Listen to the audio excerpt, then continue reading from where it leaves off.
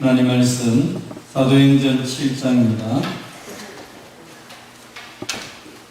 사도행전 7장 54절에서 8장 3절까지 말씀입니다.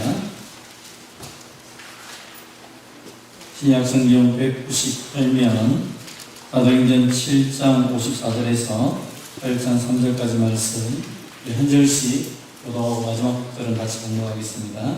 7장 54절입니다. 그들이 이 말을 듣고 마음에 찔려 그를 향하여 이를 갈거늘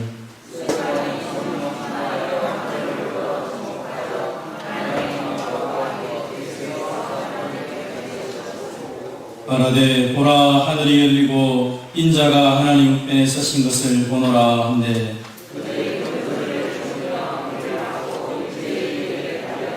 성 밖으로 내치고 돌로 칠세 증인들이 옷을 벗어 사울이라는 청년의 발 앞에 두니라.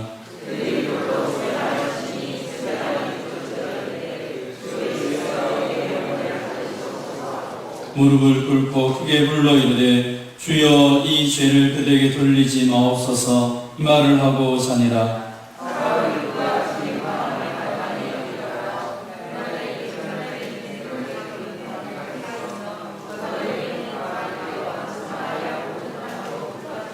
경건한 사람들이 스데반을 장사하고 위하여 크게 울더라. 사울이 교회를 자멸할세 각 집에 들어가 남녀를 끌어다가 옥에 넘기니라. 아멘. 교사나 말씀 나도록 합시다. 당신을 보니 살마시납니다.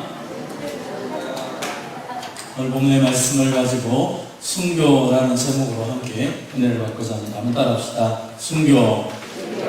우리는 순교라고 하면 그냥 조금 기쁜 개념보다는 슬픈 개념이 많고, 순교하면 뭔가 엄숙하고 부담스러운 내용이 우리 가운데 많이 있습니다. 그것은 우리 교단 자체가 순교에 대해서 강조를 많이 해왔고, 지사상배 때문에 고통당했던 우리 믿음의 선배들, 믿음의 전통이 우리를 상징하는 것이었기 때문에 순교하면 나도 당연히 그렇게 순교하며 살아야겠다라고만 생각할 때가 참 많습니다.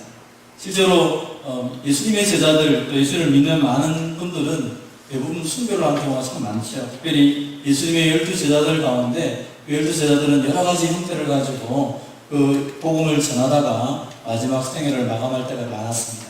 그들은 다 각자 형태 속에서 예수 그리스도를 증거하다가 하나님 부심을 받았죠. 그러다 보니까 우리도 당연히 순교를 하긴 해야 되는데 순교를 하려고 하면 늘 부담스럽고 이 말만 들어도 뭔가 답답한 느낌이 들 때가 있습니다. 그러나 오늘 성경이 우리에게 말하는 순교는 그 답답함이 아니라 오히려 이 순교 자체가 우리에게 주는 의미와 은혜가 얼마나 큰지를 우리에게 설명하고 있습니다.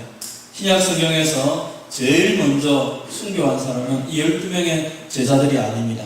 우리가 아는 것처럼 12명의 제자들이 아니라 어쩌면 아주 평범했던 한 사람, 스데반이라는 사람이 가장 먼저 순교를 하게 됩니다.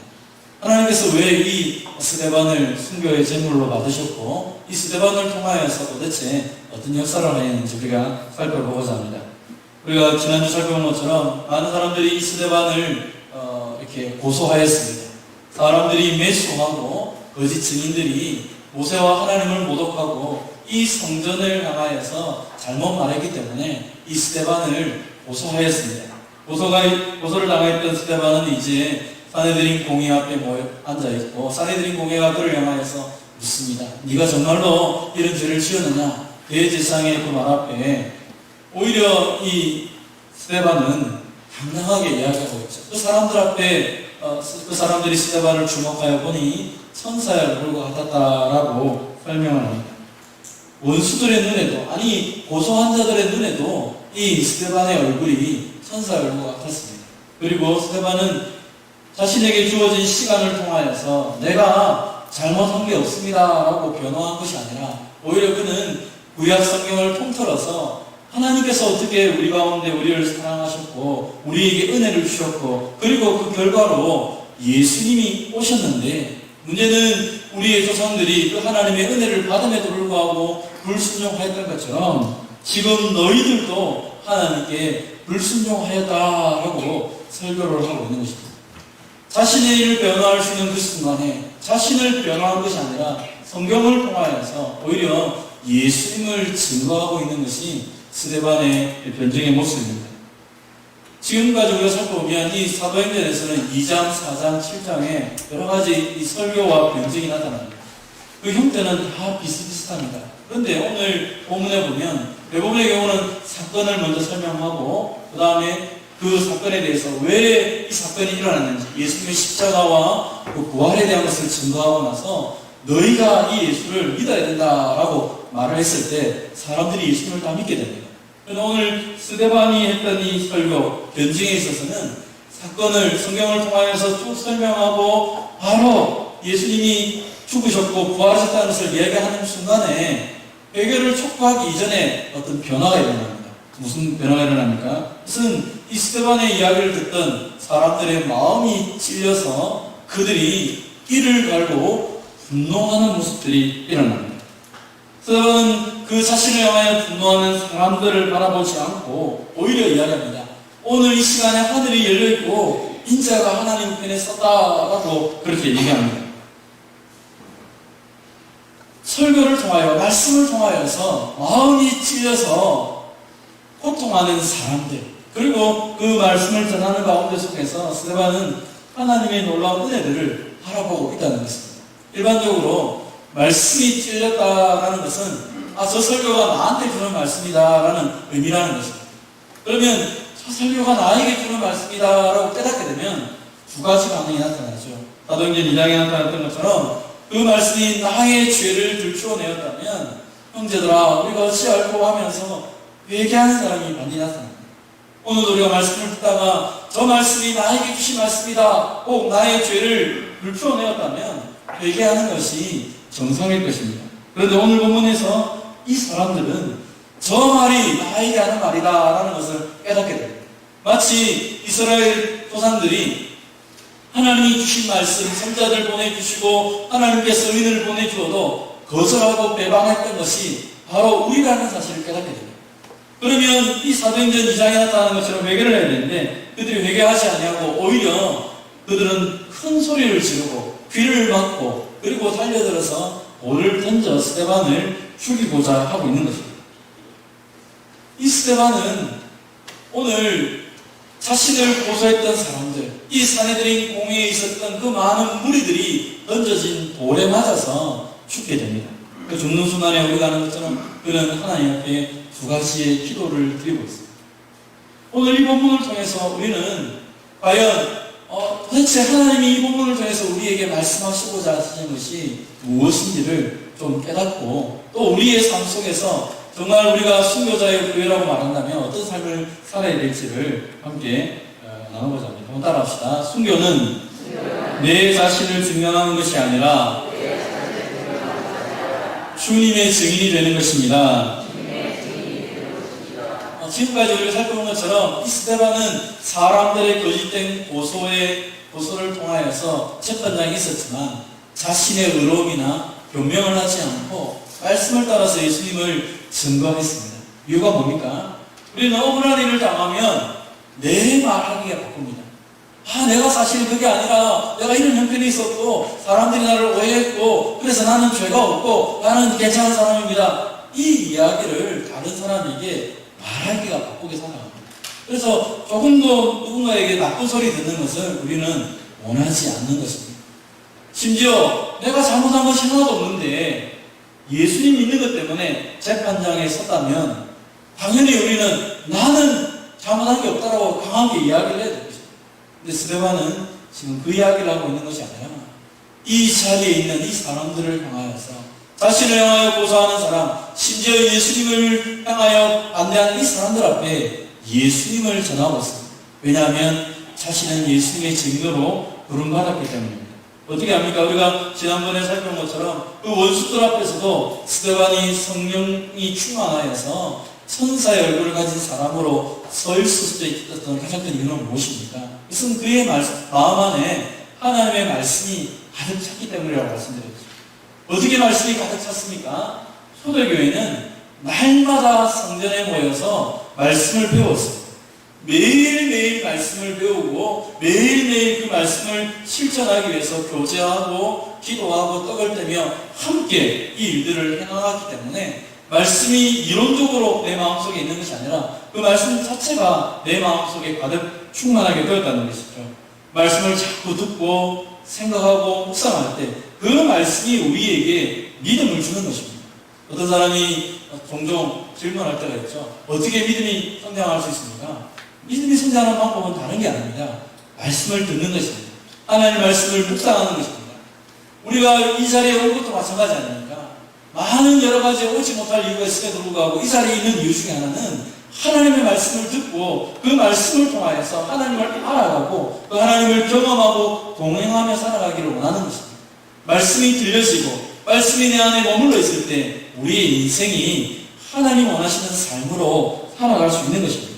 그러면 왜 하나님은 우리에게 이렇게 말씀을 주셨습니까? 왜 성령 하나님은 우리에게 이 말씀이 가득하도록 하셨습니까? 그것은 사도행전 1장 8절에 성령을 주시겠다라고 약속하셨던 예수님의 말씀 가운데 있습니다. 오직 성령이 너희에게 임하시면 너희가 권능을 받고 땅끝까지 이르러 내 증인이 되리라.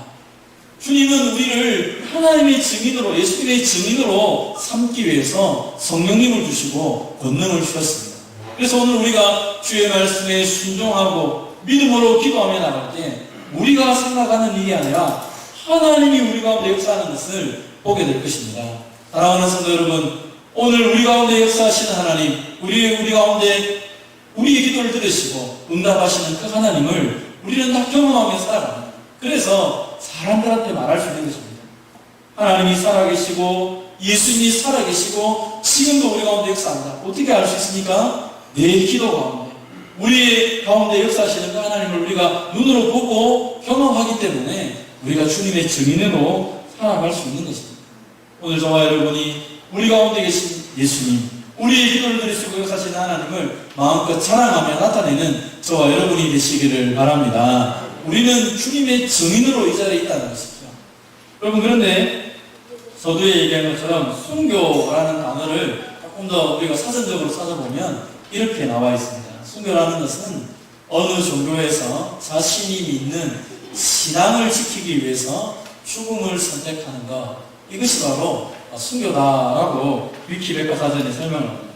그래서 불교의 순교자들도 있고 저기 이슬람에도 순교자가 있고 기독교에도 순교자가 있고 이런 설명을 합니다.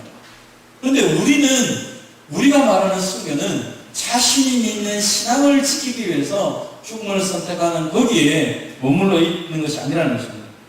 순교라는 이 단어를 순교라는 단어와 단어의 어원이라고 말할까요? 그 어원이라는 단어를 보면 이게 마르투스라는 단어, 마르투스는 이제 조금 전에 말했던 증인이라는 단어입니다. 너희가 내 증인이 될 것이다 라고 할 때 그 증인이 마르투스라고 되어 있습니다. 이 마르투스라는 헬라어의 의미는 증인입니다.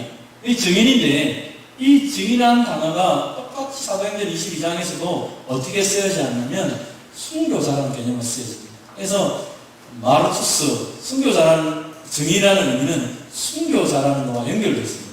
다시 말하면 신앙을 지키기 위해서 마지못해서 죽음을 선택하는 것이 세상이 말하는 순교자라면 우리가 말하는 성경에서 말하는 순교자라는 것은 주님의 증인으로 살다 보니까 이 죽음이라는 자리 앞에까지 왔다는 것입니다.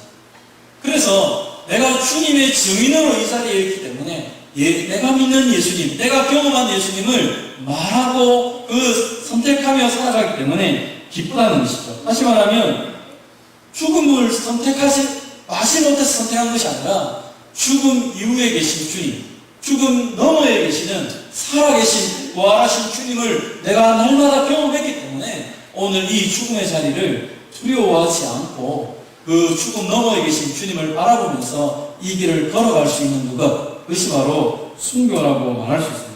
그래서 레므란트가 그렸던 스테반의 순교라는 그림이 있습니다. 이 그림을 보면 이 스테반의 얼굴을 이렇게 그려놨습니다. 하늘을 바라보고 그 사람들이 던지는 돌에 두려움에 있는 얼굴이 아니라 하나님을 바라보고 예수님을 바라보며 기뻐하는 얼굴로 그 얼굴을 그려놓은 것입니다. 우리의 얼굴이 천사처럼 변화되고 우리의 얼굴이 죽음을 두려워하지는 가장 큰 이유는 뭡니까? 주님이 죽음을 이기시고 부활하셨을 뿐 아니라 죽음 너머에 계실 뿐 아니라 지금 이 자리에도 그 주님이 우리와 함께 계시는 것을 믿기 때문에 죽음을 두려워하지 않는 것입니다. 왜냐하면 이 죽음 자체가 우리로 하여금 망하게 하거나 우리 인생을 흐트러버리는 것이 아니라 죽음을 통과하여서 하나님께로 갈 뿐 아니라 죽음 넘어 죽음을 접어가신 주님이 우리가 믿는 예수님이기 때문에 항상 그 주님이 우리와 함께하는 것을 믿는 것이 성도들의 신앙의 고백이 되는 것입니다. 우리 같이 한번 읽어볼까요? 시작. 단 한 번도 어느 순간에도 주님은 우리를 외면하지 않습니다. 오히려 가장 위기의 순간에 함께 하시며 힘을 주십니다. 그래서 오늘 이 순간에 내가 죽음의 순간에 있다 할지라도 이 스데반이 두려워하지 않았던 것은 그 던지는 돌덩어리가 두려운 것이 아니라 돌덩어리 뒤에 계시는 주님의 얼굴을 바라보았기 때문에 기뻐하며 즐거워하며 이 길을 걸어간 것입니다. 사랑하는 성도 여러분, 오늘 저와 여러분도 예수님을 증거하는 증인으로 이 길을 걸어갑니다. 우리가 이 길을 걸어갈 때 그렇게 세상이 녹록하지 않습니다. 오늘날도 함께 모여 예배 드리는 것을 사람들은 여러 가지 이유로 이야기하고 또 우리를 향해 비난하기도 합니다.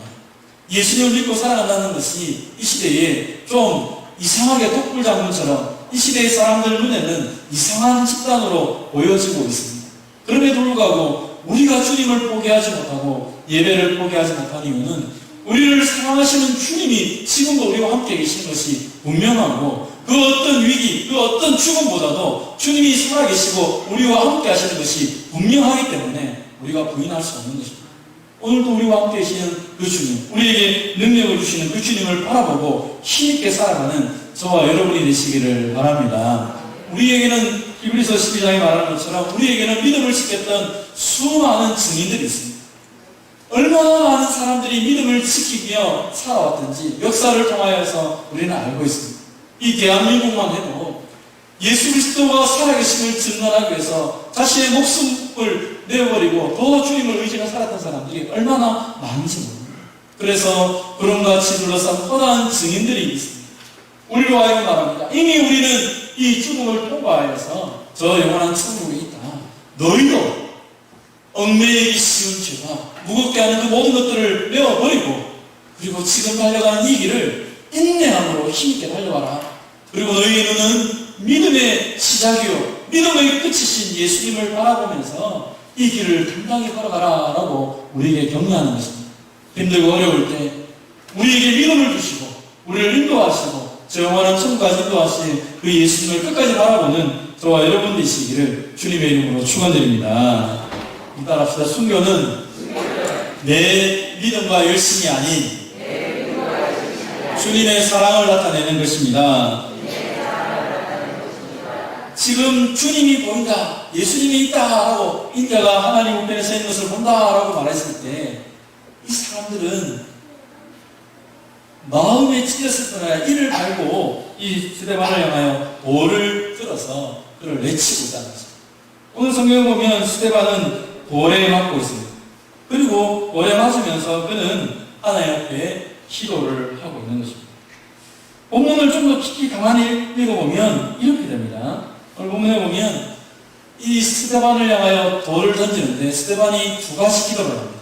하나는 주 예수여 내 영혼을 받으시옵소서 라고 얘기합니다. 또 하나는 주여 이 죄를 그들에게 돌리지 마옵소서 라고 이야기를 합니다. 먼저 돌에 맞으면서 이 스데반이 했던 기도의 내용, 주 예수여 내 영혼을 받으시옵소서. 그것은 예수님이 하나님께 맡겼던 기도와 똑같은 기도죠. 아버지여 내 영혼을 아버지 손에 부탁하나이다. 하나님께 맡겼던 예수님의 그 기도처럼 이 스데반도 주님 앞에 자신의 영혼을 바치고 있습니다. 마찬가지로 이스라엘 백성들은 잠을 잘 때 저녁 때 이 기도를 자주 한다고 합니다. 하나님 이 밤에 내가 내 영혼을 주님께 맡겨드립니다.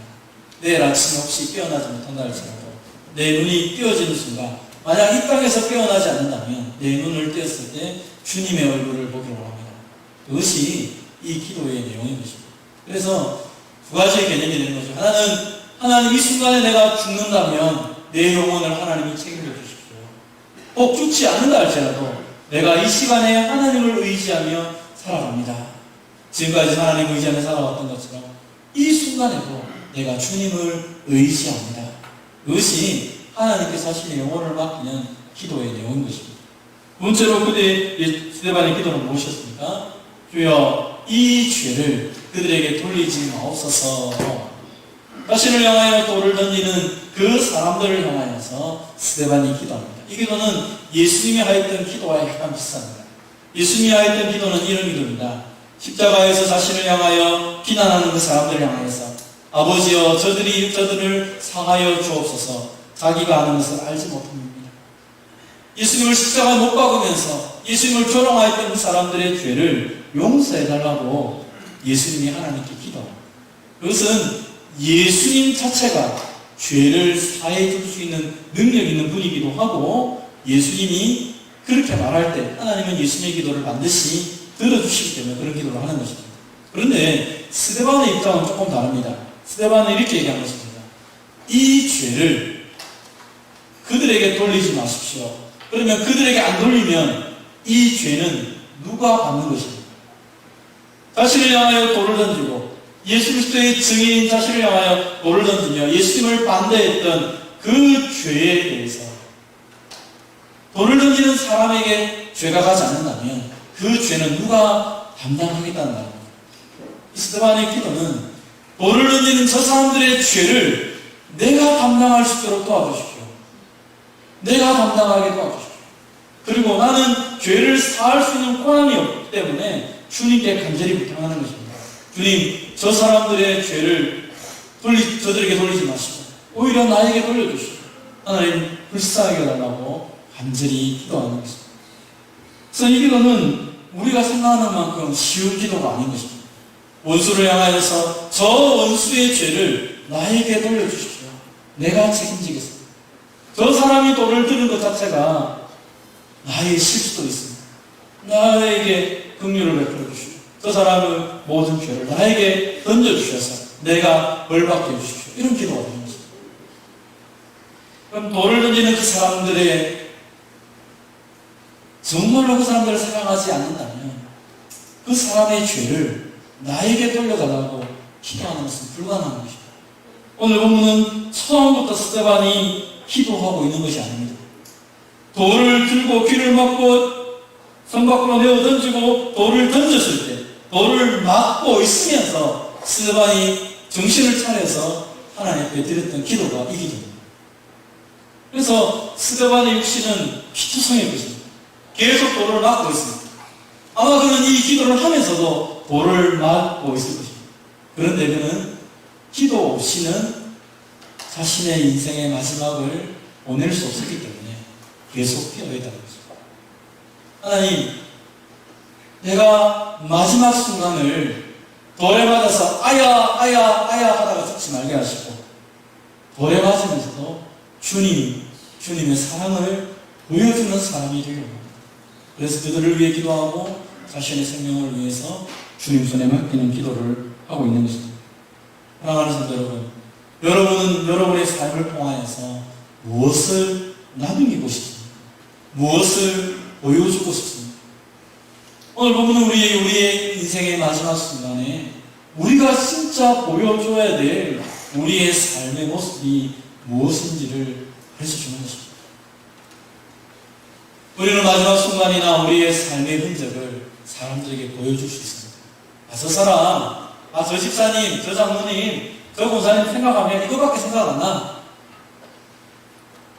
무엇을 하나님과 사람에게 남길 수 있습니다. 스데반의 마지막 순간은 주님처럼 주님의 사랑을 드러내고 그리고 돌에 맞으면서 무릎을 꿇고 기도하는 것으로 그의 마지막의 모습을 남겼다는 것입니다. 사람들은 생각했습니다. 스데반 잘 죽어봐. 특별히 사울이라는 청년은 그렇게 생각했습니다. 잘 죽었다. 스데반이 죽은 그날 어떤 일이 일어났습니까? 예루살렘 교회는 난리가 났습니다. 그리고 벨라파 유대 그리스도인들은 다 예루살렘 교회를 떠났습니다. 왜요? 스데반이 죽은 것처럼 그 공격이 얼마나 심했냐. 잡아 죽이는 일이 벌어지죠. 교회 공동체 안에 서로 잡아 죽이는 일이 시작해서 사도 외에는 다 유대와 사마리아 또 흩어지는 일이 벌어져요. 교회가 큰 박해가 일어나는 거죠. 남녀가 끌려가서 감옥에 갇힌 일들이 벌어졌습니다. 우리는 본문의 내용을 보면 좀 답답할 수 있습니다. 어떻게 이런 일이 있습니까? 예수님의 사랑을 드러냈고 예수님을 증거했던 첫 번째 스데반이라는 사람이 자신의 인생을 하나님께 맡겼는데 교회 공동체는 완전히 흩어지고 그 안에는 사도 외에는 아무도 없게 되었다는 거죠. 그리고 예수 그리스도를 나의 구주로 믿었던 사람들은 감옥에 갇히게 되었다는 거죠. 어떻게 이 순교의 역사가 있었던 이 그날에 이런 일들이 벌어졌는가? 우리는 참 비참하게 본문을 바라보고 가슴 아파할 수 있습니다. 그러나 오늘 성경은 그것이 비참함으로 끝났다라고 말하고 있지 않습니다. 우리가 아는 것처럼 이 스데반의 순교를 통하여서 어떤 일이 벌어졌습니까? 당연하다, 잘 죽었다라고 말했던 이 사울이라는 사람이 나중에 하나님의 교회의 가장 큰 선교사, 복음 전하는 사람으로 변화됩니다. 이 일을 자신이 증언을 합니다. 사람들 앞에서 그 스데반이 죽는 것이 당연하고 스데반을 향해 돌 던진 사람들의 모든 옷을 가지면서 이 모든 행사의 책임자가 바로 나다라고 말했던 이 사울이 나중에 자신이 사람들 앞에서 이야기를 합니다. 내가 주의 증인 스데반이 피를 흘릴 때 내가 그 옆에 서서 찬성하며 살았던 사람, 내가 그랬던 박해자였지만 그러나 그 예수를 내가 지금 믿고 너희들에게 전한다 하면서 그 자신을 향하여 대항하는 수많은 사람들 앞에 예수 그리스도를 증거하는 사람으로 사도 바울 때문에 온 아시아가 온 땅이 복음으로 변하는 이 놀라운 역사가 나타나는 것을 보게 됩니다.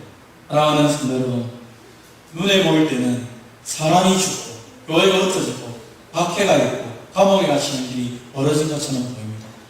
하늘의 밀이 땅에 떨어지면 그대로 있으면 아무 일이 벌어지지 않습니다. 그러나 그 하늘의 밀이 땅에 떨어져서 썩기 시작합니다. 그때부터 싹이 나고 성장하면서 열매가 맺힐 때 수많은 30배, 60배, 100배의 결실을 맺는 그런 은혜의 역사가 있는 것입니다.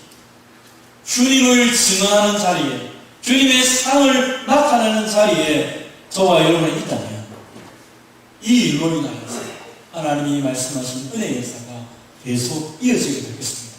그러므로 오늘 우리가 걸어가는 이 믿음을 여러분들이 두려워하지 마십시오. 저는 장례식 때 이 본문의 설교를 하는 것을 참 좋아합니다. 다시 한번 읽어보겠습니다. 시작. 나는 선한 싸움을 싸우고 나의 달려갈 길을 마치고 믿음을 지켰으니 이제부로는 나를 위하여 의의 멸관이 예비되었으므로 주 곧 들어오신 재판장이 그날에 내게 주실 것이며 내게만 아니라 주의 나타나심을 사모하는 모든 자에게 되리라. 아멘. 오늘 본문 사도 스데반의 모든 생애, 그리고 사도 바울이 그 스데반의 생애를 생각하면서 자신의 인생을 정리하며 했던 말이 오늘 본문에 많이 있습니다. 선한 싸움을 싸웠다. 선한 싸움이 뭡니까? 복음을 위해 달려갔다는 것입니다. 내 자신을 증명하기 위해 살아온 것입니다. 나를 위해 십자가에 주신 예수님, 부활하셔서 하나님 편보자에 계셔서 온 세상을 통치하시는 그 예수님을 증거하는데 그 증인으로 나는 지금 선한 싸움을 싸웠다. 나의 달려갈 길, 그 예수 그리스도의 사랑을 표현하고 드러내고 심지어 나를 향해 돌을 던지는 저 원수들의 죄까지도 짊어지려고 했던 그 사랑의 길을 내가 마치고 그리고 믿음을 지켰다. 실은 하나님이 나에게 믿음을 지킬 수 있고 은혜를 주셔서 믿음을 지켰다. 그리고 이제 나를 위하여 의의 멸관이 예비됩니다. 그러므로 상 받는 자로, 멸관을 받는 자로 기쁘게 이 길을 걸어가고 이 죽음을 통과한다라고 고백을 하는 것입니다.